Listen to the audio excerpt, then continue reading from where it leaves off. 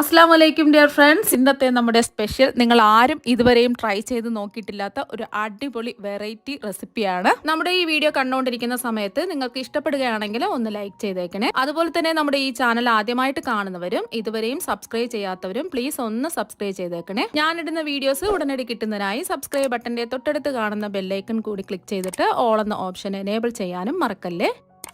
അപ്പോൾ ആദ്യത്തിന് ഇതിനായിട്ട് ഞാനിവിടെ 5 കോഴിമുട്ട പുഴുങ്ങിയെടുത്ത് വെച്ചിട്ടുണ്ട്. ഒരു മുട്ട എടുക്കുക, അതിനെ 2ആയിട്ട് കട്ട് ചെയ്യുക, വീണ്ടും അതിനെ 4 കഷ്ണങ്ങളായിട്ട് ഒന്ന് കട്ട് ചെയ്തെടുക്കുക. ആദ്യത്തിന് ഇതിനായിട്ട് ഒരു ബൗളിലേക്ക് 250 ml കപ്പിന് 2 കപ്പ് കടലപ്പൊടി ഇട്ട് കൊടുക്കുക. അപ്പോൾ അത് 2ാമത്തെ കപ്പ് കടലപ്പൊടിയും കൂടെ ഇട്ട് കൊടുത്തിട്ടുണ്ട്. കടലപ്പൊടി എടുക്കുന്ന സമയത്ത് ഒന്ന് അരിച്ചിട്ട് എടുക്കുക. കട്ടകളുണ്ടാവും, ആ കട്ടകളൊന്ന് മാറി കിട്ടുന്നതിന് വേണ്ടിയിട്ടാണ് അരിച്ചെടുക്കുന്നത്. ഇനി ഇതിലേക്ക് നല്ല ക്രിസ്പി ആയിട്ട് കിട്ടുന്നതിന് വേണ്ടിയിട്ട് 2 ടേബിൾ സ്പൂൺ വറുത്ത പച്ചരിപ്പൊടി ചേർത്ത് കൊടുക്കുക. ഇടിയപ്പം, പത്തിരി, അപ്പത്തിനൊക്കെ എടുക്കുന്ന ഒട്ടും തരിയൊന്നും ഇല്ലാത്ത വറുത്ത പച്ചരിപ്പൊടി വേണം എടുക്കാനായിട്ട്. തരിയുള്ള പുട്ടുപൊടിയൊന്നും എടുക്കരുത്. ഒട്ടും തരിയൊന്നും ഇല്ലാത്ത ഫൈൻ പൗഡർ വേണം ഇതിനായിട്ട് എടുക്കാൻ. ഇതിലേക്ക് 3 മീഡിയം സൈസ് സവാള ഇതുപോലെ ചെറുതായിട്ടൊന്ന് കട്ട് ചെയ്തിട്ട് വേണം ചേർത്ത് കൊടുക്കാൻ. നീളത്തിൽ അരിഞ്ഞെടുക്കണ്ട, ഇതുപോലെ ചെറിയ കഷ്ണങ്ങളായിട്ട് ഒന്ന് കട്ട് ചെയ്തെടുക്കുക. പൊടിയായിട്ട് അരിയേണ്ട ആവശ്യമില്ല. ഈ ഒരു വലുപ്പത്തിൽ സവാള കട്ട് ചെയ്തെടുക്കുക. എരിവിന് വേണ്ടിയിട്ട് നമ്മൾ ചേർത്ത് കൊടുക്കുന്നത് 2 പച്ചമുളകാണ്. ഇത് അധികം എരിവില്ലാത്ത പച്ചമുളക് ആയതുകൊണ്ടാണ് 2 എടുത്തിട്ടുള്ളത്. എരിവുള്ള പച്ചമുളകാണെന്നുണ്ടെങ്കിൽ 1 എടുത്താൽ മതിയാവും. ഇനി ആവശ്യത്തിനുള്ള ഉപ്പ് ചേർത്ത് കൊടുക്കാം. ഞാനിപ്പോൾ 1 ടീസ്പൂൺ ഉപ്പാണ് ചേർത്ത് കൊടുക്കുന്നത്. ഉപ്പൊക്കെ അവരവരുടെ ഇഷ്ടത്തിനനുസരിച്ച് കൂട്ടിയും കുറച്ചൊക്കെ എടുക്കാവുന്നതാണ്. ഉപ്പ് അഥവാ കുറവാണെന്നുണ്ടെങ്കിൽ ലാസ്റ്റിൽ നോക്കിയിട്ട് കുറവുള്ള ഉപ്പ് ചേർത്ത് കൊടുത്താൽ മതി. ഇനി ഇതിലേക്ക് ചേർത്ത് കൊടുക്കുന്നത് നല്ല മണവും നല്ല ടേസ്റ്റും ഒക്കെ കിട്ടുന്നതിന് വേണ്ടിയിട്ട് 1 ടീസ്പൂൺ വലിയ ജീരകം പൊടിച്ചെടുത്തതാണ്.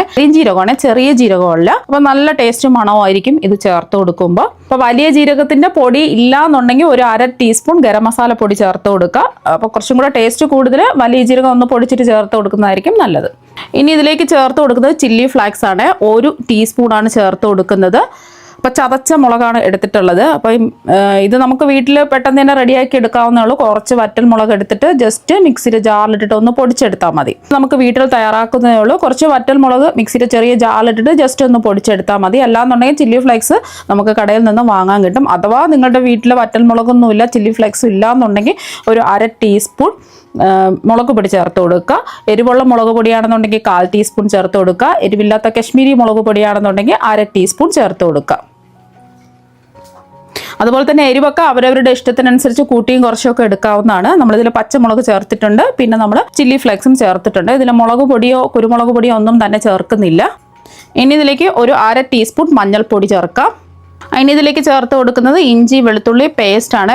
ഇഞ്ചി വെളുത്തുള്ളി പേസ്റ്റ് നിങ്ങളുടെ കൈവശം ഇല്ലാന്നുണ്ടെങ്കിൽ സാധാരണ ഫ്രഷ് ആയിട്ടുള്ള ഇഞ്ചി വെളുത്തുള്ളി ചതച്ചിട്ട് കൊടുക്കുകയോ അല്ലെങ്കിൽ പൊടിയായിട്ട് കട്ട് ചെയ്ത് ഇട്ട് കൊടുക്കുകയോ ചെയ്യാവുന്നതാണ്.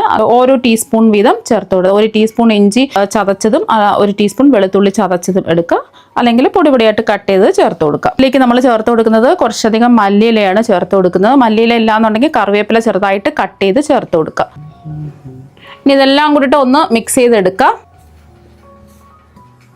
ഇപ്പോൾ ഇതെല്ലാം ഒന്ന് മിക്സ് ചെയ്തെടുത്തിട്ടുണ്ട്. ജസ്റ്റ് ഒന്ന് മിക്സ് ചെയ്തെടുത്താൽ മതി. ഇനി ഇതിലേക്ക് കുറച്ച് വെള്ളം ഒഴിച്ചു കൊടുക്കാം. സാധാരണ പച്ചവെള്ളം തന്നെയാണ് എടുക്കുന്നത്. കുറച്ച് കട്ടിക്ക് വേണം ഇതൊന്ന് കലക്കിയെടുക്കാൻ. ഇപ്പോൾ 1 കപ്പ് വെള്ളം ഫുള്ളായിട്ട് ഇത് ഒഴിച്ചു കൊടുത്തു. വേണമെന്നുണ്ടെങ്കിൽ വീണ്ടും വെള്ളം ചേർത്ത് കൊടുക്കാം.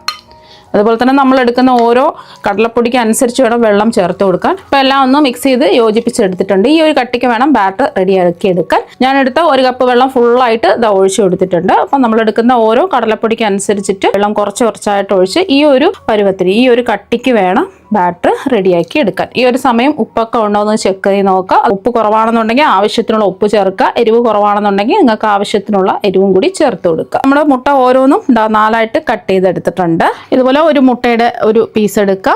ബാറ്ററിലേക്ക് നമുക്കിതുപോലെ ഒന്ന് ടിപ്പ് ചെയ്തെടുക്കാം. ഇതുപോലെ മാവൊന്ന് ഇങ്ങനെ വെച്ച് കൊടുക്കുക. ഇനി നമുക്ക് നേരിട്ട് എണ്ണയിലേക്ക് അങ്ങ് ഇട്ട് കൊടുക്കാം. ഇനി ഓരോന്നായിട്ട് നമുക്ക് ചൂടായി കിടക്കുന്ന എണ്ണയിലേക്ക് ഇട്ട് കൊടുക്കാം.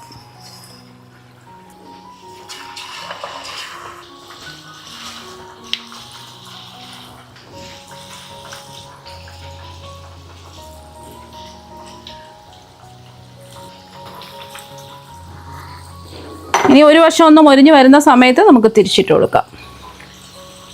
മീഡിയം ഫ്ലെയിം വെച്ച് കൊടുക്കുക. ഒരു വശം ഒന്ന് മൊരിഞ്ഞ് ഒരു ഗോൾഡൻ നിറമായിട്ടുണ്ട്. ഇനി നമുക്ക് തിരിച്ചിട്ട് കൊടുക്കാം.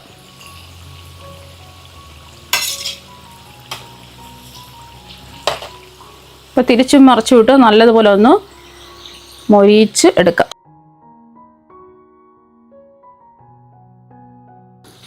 ഇപ്പോൾ 2 വശവും നല്ലതുപോലെ മൊരിഞ്ഞ് ഒരു ഗോൾഡൻ നിറമായിട്ടുണ്ട്. ഇനി നമുക്ക് എണ്ണയിൽ നിന്നങ്ങ് കോരി മാറ്റാം.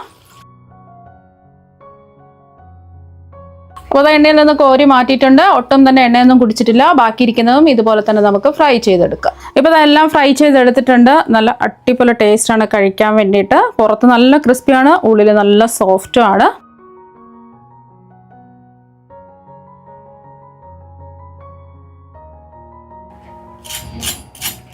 അപ്പോൾ നിങ്ങൾ ഒരു പ്രാവശ്യം ഇതുപോലെ മുട്ട വെച്ചിട്ട് തയ്യാറാക്കി നോക്കുക. തീർച്ചയായും നിങ്ങൾക്ക് എല്ലാവർക്കും ഒരുപാട് ഇഷ്ടമാകും. അപ്പോൾ നമുക്ക് മറ്റൊരു വെറൈറ്റി വീഡിയോ ആയിട്ട് വീണ്ടും കാണാം. താങ്ക്